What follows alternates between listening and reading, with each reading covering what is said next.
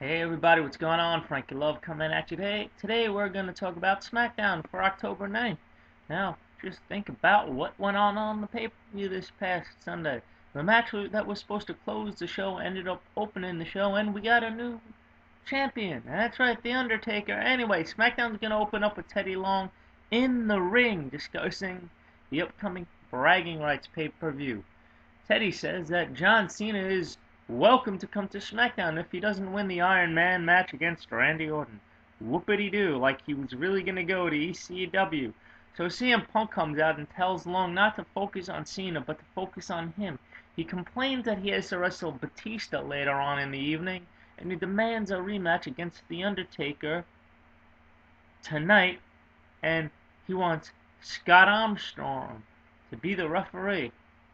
Yeah, like that's gonna happen. Anyway, so Vince McMahon now comes out and says that at Bragging Rights, it's gonna be The Undertaker defending the world title against CM Punk, Batista, and Rey Mysterio. That's right, Fatal 4-Way. Okay, and he says, let all the action begin now, and brings out Rey Mysterio Jr. for his match against Chris Jericho.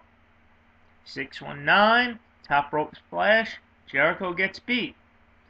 Then we have women's champion Michelle McCool defeating Eve Torres. And then backstage, Vicky Guerrero is complaining to Teddy Long, saying that it's unfair that her boyfriend, Eric Escobar, doesn't have a pay-per-view match since he was introduced on the SmackDown roster last week. You know, that guy she was with. Anyway, she says it's also not fair that The Undertaker has to be in a four-way match at the pay-per-view. And then, speaking in some foreign language, probably Spanish, Escobar, tells Teddy Long that he won't be disrespected. Yeah, okay, well, guess what, pal? You just have been, okay? And Guerrero, of course, reminds Long that he's on probation. Like, he didn't know this. Anyway, then we have John Morrison, who is still your Intercontinental Champion, defeat Dolph Ziggler. Maria's at ringside watching and doesn't become involved in the match, beyond taking a chair from Ziggler that he had set up to use later. Whatever. It makes no sense where they're going. Anyway, sorry about that. Anyway, when Ziggler goes for the chair, he saw it wasn't there. He was distracted, which basically allowed Morrison, to nail him with the kick for the win. So basically, technically, Maria cost him a match, but she didn't. But, hey, whatever. Okay, anyway, backstage, Maria asks Ziggler to speak to her. Ziggler basically tells her that he's got a personal life and a professional life.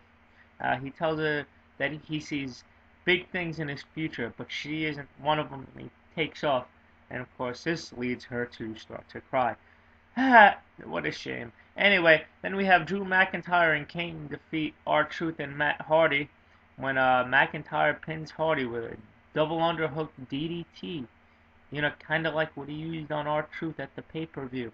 Then, backstage again, Batista and Rey Mysterio agree that whatever happens in the four-way at the pay-per-view, they're gonna remain cool. Who cares? Then, The Undertaker comes out and discusses winning the belt in the Hell in a Cell pay-per-view. He says that at the pay-per-view, he's gonna win and take all four of their souls. Okay. Then in your main event, CM Punk defeats Batista by countout. Now look, getting back to the Hell in a Cell pay-per-view, you gotta ask yourself this, folks, okay?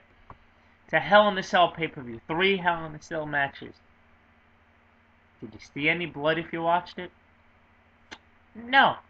Because WWE is now TV PG, and God forbid they have blood on a pay-per-view. Doesn't it make you sick? Because it makes me sick. I'm Frankie Love. I'm out. That's SmackDown for October 9th. Have a great night. Peace. Or day.